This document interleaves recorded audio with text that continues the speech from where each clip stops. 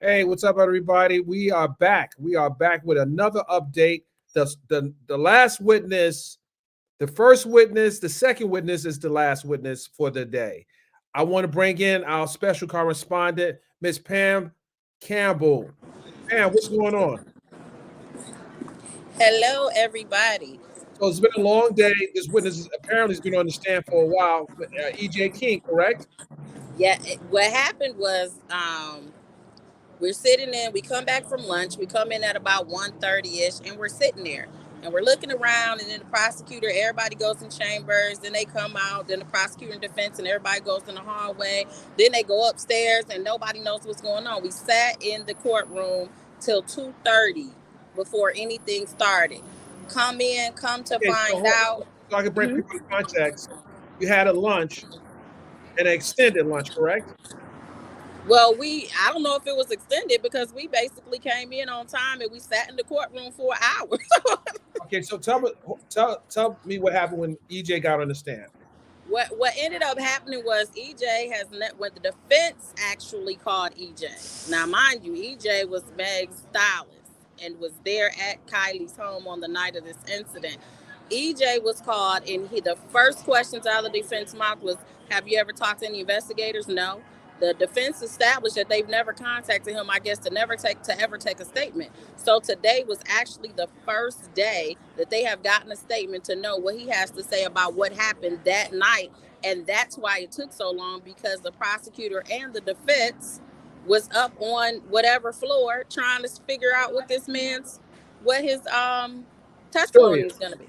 Okay. Yeah. Well, before we get to the testimony, is that common that a witness, you don't know what a witness is going to say before you get on the stand? Say that again. I'm sorry, it's a bus going by. Is that common that you won't know if it's your witness, you don't know what his testimony is going to be before you get on the stand? Is that plausible? We don't know if I can't speculate as to whether the defense knew. They subpoenaed him. He was subpoenaed to be here at 1:30. Okay, so it may have been just the prosecutor, because they never called him, didn't know. That doesn't mean we know the defendant has a investigator that sits with them every single day. So maybe the investigator has gotten some statement from him in the past. We really don't know. Pam, let's get into the testimony. Okay. Walk me through the testimony. So EJ gets on the stand. It start out essentially, he almost, the defense wants to establish that, I guess, when Meg typically has security. So that was what they were trying to establish. He usually has security. So what does Meg do when Meg doesn't have security? Does she carry any type of belongings as far as weapons or anything in order to protect herself? That's how, so we were all thinking like, oh man, they're going to say that Meg carries or she always has a gun. So what happened was EJ said, no, I've seen pepper spray, I've seen tasers, and apparently he must have told them on the top floor when they were trying to get information from him that he's seen something in the past that looks like a gun. But I think ultimately it led to, it was a taser, but he wasn't sure if he's ever really seen a gun. He's essentially said he packs Meg stuff. So it was a lot of muddiness on whether EJ even knows what's in the bag, what's not in the bag. So that was a lot that was in the beginning. Now, moving forward in the testimony, stuff we heard already about what happened at the house. Meg, what did he establish for the defense? Say that again, I'm sorry. What did he establish for the defense? Well, he was trying to what he was trying to establish was that Meg has weapons in war, and or Kelsey, because EJ really doesn't know what's in the bags, and you've seen certain things in the past. That's what he's trying to do. I don't think that he actually established that, but I think that's what he was trying to do. So does he pack Kelsey's bags as well because she's his assistant, main No, assistant? that's what he said. He does not pack Kelsey's bag at all. He only packs Meg's. But he almost made it seem like he's seen some weapons type of objects. I mean, at the end of the day, it sounded like it was just tasers and not just, but that it was tasers and pepper spray. But if he sees certain things, he just in the past, he didn't say that day. He stacked clothes on. You know, he just does his job and he doesn't touch anything or move anything in the bags. Okay, what else? As far as So he goes forward, and we all, I don't want to, regurgitate everything that happened at the house. We all know they went there. We know Meg called Tori ultimately to come over there. They're on FaceTime. We did establish that, I guess what the only thing that I can say that he would have, that he kind of was, both sides were trying to establish that EJ didn't see Tori with a gun. EJ never seen. Apparently Tori and Meg have a history. It's not just a one night. Some people thought it was a one night stand for the Gayle King situation, but no. Apparently during quarantine they spent a lot of time together. They, being Meg and Tori, spent a lot of time together. So EJ felt safe with Meg being with Tori because he dropped him off a lot over there, or Meg came over to Tori's house. So as far as any type of violence, fear, and all of that, they were establishing that Tori really wasn't a bad person. He wasn't an anger person. There wasn't any fear, as it pertains to Meg and Tori, and that none of her team ever felt that Tori was of some type of a threat. But what was very interesting was towards the end when the prosecutor got back up, there was an establishment that EJ was like, no, I've never seen him with a gun, never heard him talk about a gun, never see him mention a gun. Megan never told him that Tori talks about guns. And then the prosecutor gets up, was like, you never seen the big gun on Tory Lane's chest? That's how the prosecutor kind of, if you're saying that he never even affiliated with guns, but yeah, he has, allegedly, I guess he has a big tattoo of a gun on his chest, according to the prosecutor. Okay, so I don't know what relevance is that.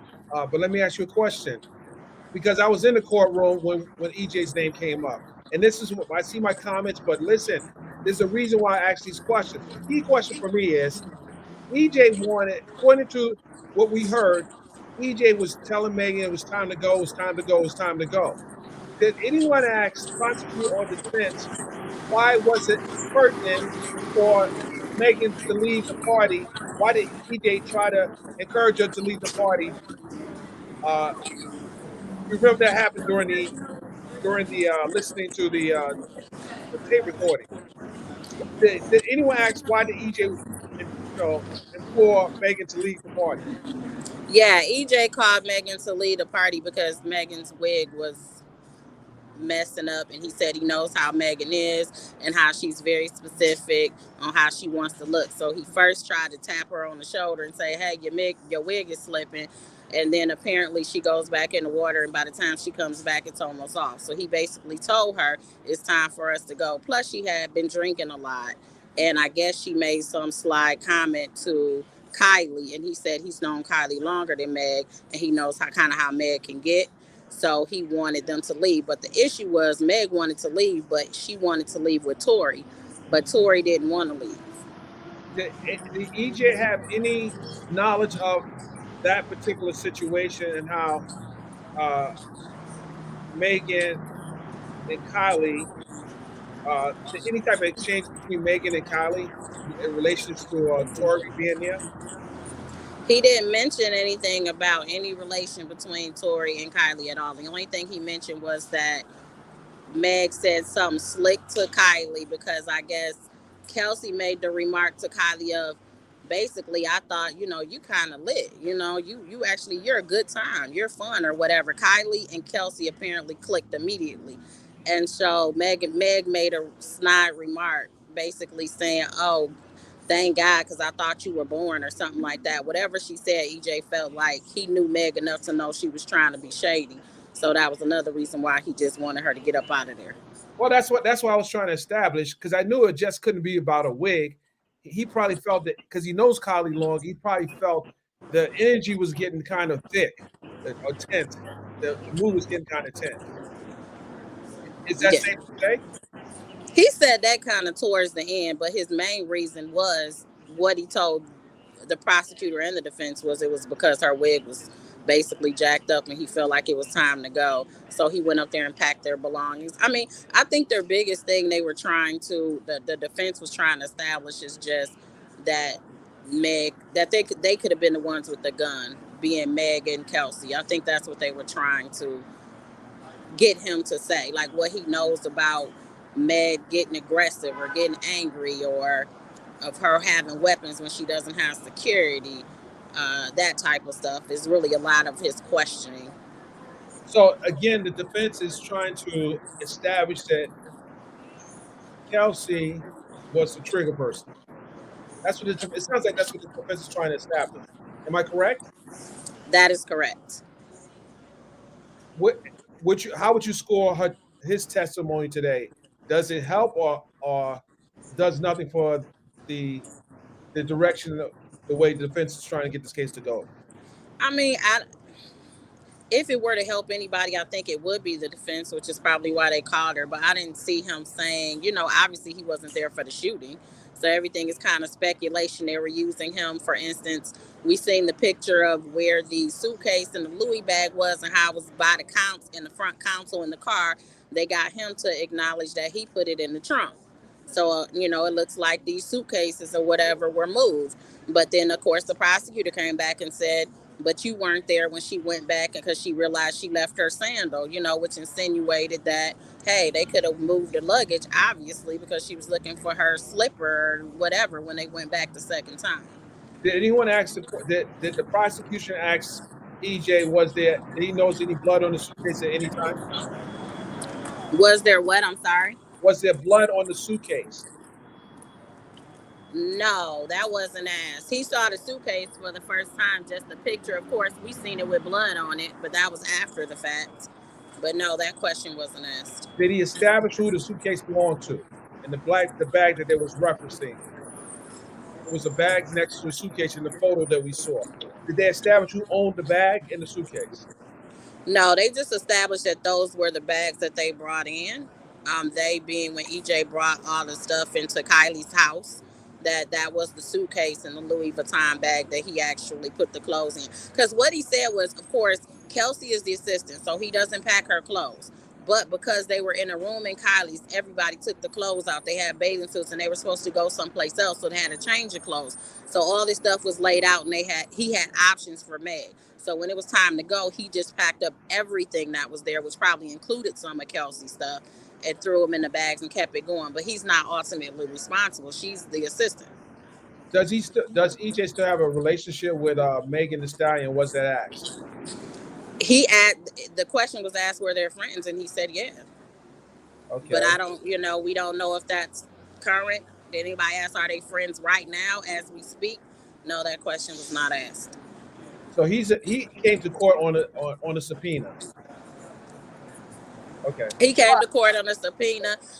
He did. And what's interesting is tomorrow, we thought the lead detective was going to come, but the lead detective is actually, from my understanding, going to be a defense witness along with another officer and then Sean Kelly. They were ordered in the court because they were here today. So they were ordered by the judge to return tomorrow. So according to the judge's estimation, they believe that the testimony is going to wrap up tomorrow. It all depends on, again, the prosecution has a witness that has not showed up, and so they're reserving their right to reopen their proofs because the defense is going to put on pretty much their case tomorrow, and then I guess they're going to wait and see if their witness shows up. So I think we're all assuming who that witness is that didn't show up. So the timeline would be 3 witnesses, prosecution rests their case, defense put on their case. Correct? No, the defense has those 3 witnesses. The prosecution's case is done. They're just waiting on one witness. So they didn't rest. That hasn't showed up. They have not. They have not formally rested their case, but I'm assuming they will because the judge is going to allow them to reopen their proofs if this witness shows up. So the defense is putting on their case pretty much tomorrow. because they had those 3 witnesses, including the detective, was being called by the defense. How do you feel as a defense attorney looking at the process like this, not resting, case is still, the prosecution still looking for a witness?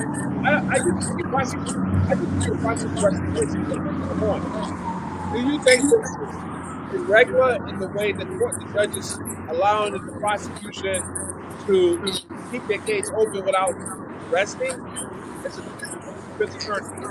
I don't think that they're going to keep. That's why I said I believe tomorrow they'll probably formally rest, but they're going to be allowed to reopen their proofs. I've had to have that happen in trial before, where a witness came from a whole nother state and you don't want to hold up the trial. That's the whole point. But their witness, we don't even know if they're going to show up or not. And if they don't show up, then they have to deal with that situation if the witness never shows up.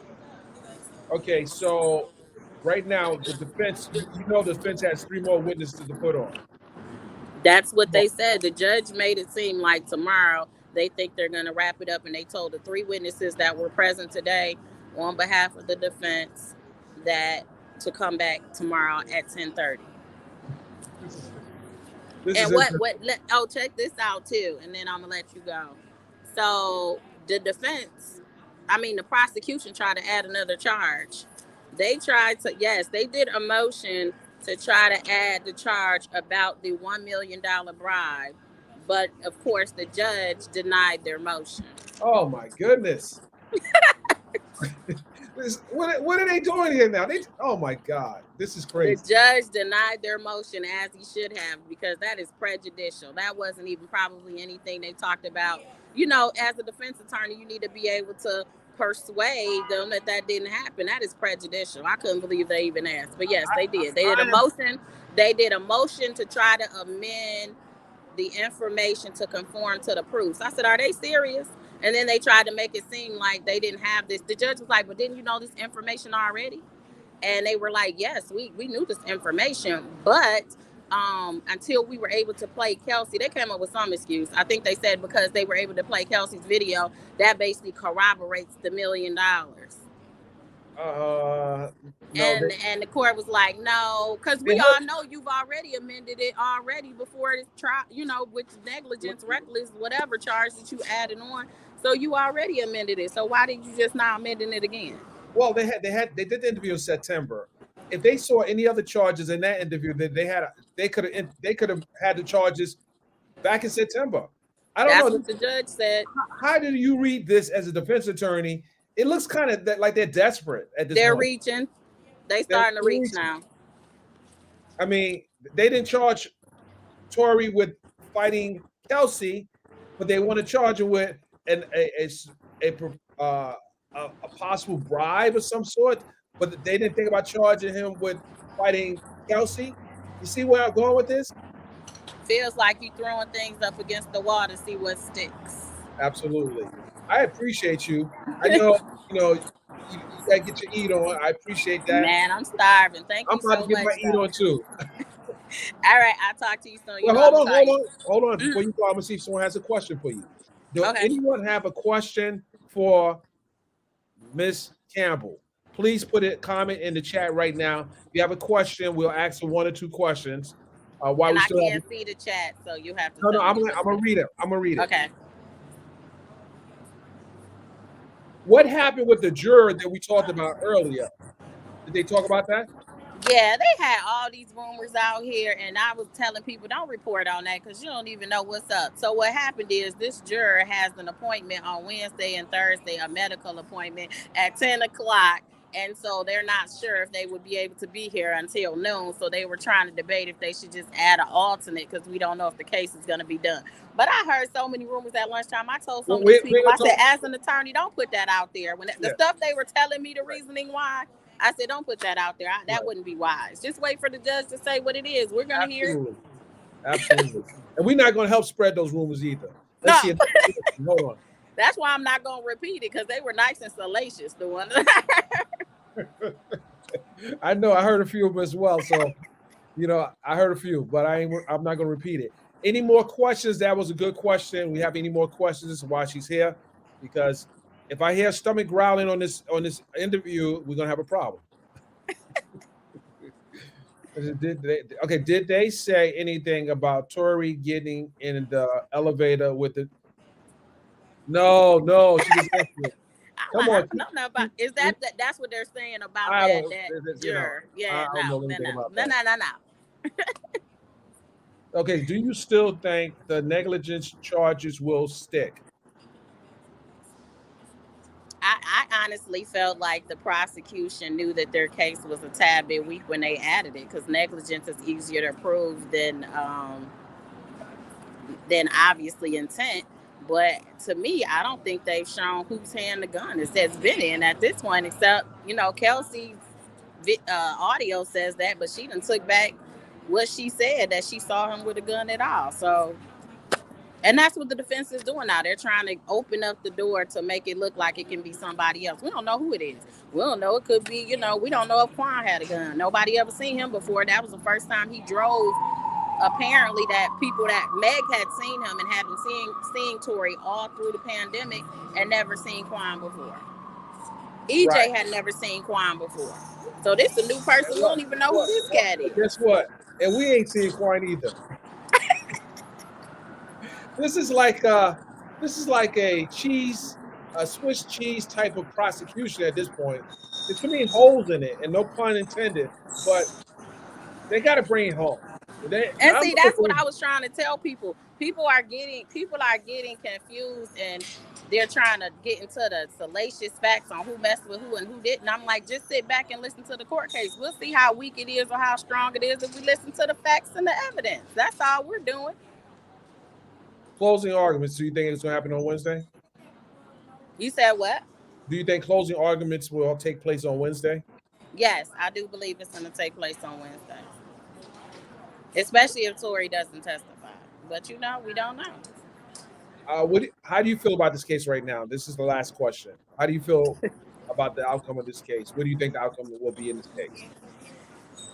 I think Because they always ask me, and I I defer. almost don't. You know what? Towards the end, now that I know, I want to hear what these three witnesses. Let me reserve my comment. I'm gonna That's it. reserve it till See, tomorrow. I said the Okay. same thing. I wasn't trying to put you on the spot. I said the same thing, and you're doing just what I would do, especially since we're reporting on this. Ladies and gentlemen, please, please show some love to Attorney Pam Campbell because she is sitting in my seat and she's representing well. Thank you. Pam, I appreciate you. We'll talk in a little while, but until then, go get yourself something to eat. All right. Talk soon. Thank you, Thank you. everybody. Guys, what do you think? What do you think about this case? The stylist came in, and it doesn't seem like it was a lot of smoke there. It doesn't seem like it was a lot of smoke. I don't think it was any smoke. But again, this is the one of the defense witnesses. Yeah, they have about three more witnesses to bring on. We'll see. I don't know if this is the fact that they're trying to throw in a bribery charge. Really, you guys are trying to throw in a bribery charge, but you didn't charge him with this alleged assault against Kelsey. But you knew both of these things back in September. So what are we doing here? This is mind-boggling. This is insane. You're throwing two charges in at the final hour of the trial, or at least one and one during the jury selection. I don't know. I'm not feeling comfortable now. See, this is why you got to listen to the evidence and listen to what the lawyers are doing, because positions and thoughts about this case can shift in one witness. So, ladies and gentlemen, we're still covering this trial and to its conclusion. I hope you guys are enjoying the coverage. Make sure you are liking, sharing, leaving comments in the comment section once the stream. If you have a question, leave a comment in the comment section. And if I can answer the question, or if I can get one of the attorneys to answer the question, I will. I suppose I have a special guest coming on, and I'm going to reach out. So I might come back real soon and see if that guest is willing to come on. And that guest was a witness in this trial. If I can get that guest on to talk about some questions that wasn't asked, it'll be a a good situation for us. Anyway, guys, make sure you tune back in. I'm Dennis Byrne reporting from a secret location while I have my special correspondent in LA reporting for Hip Hop Inquirer. Thank you.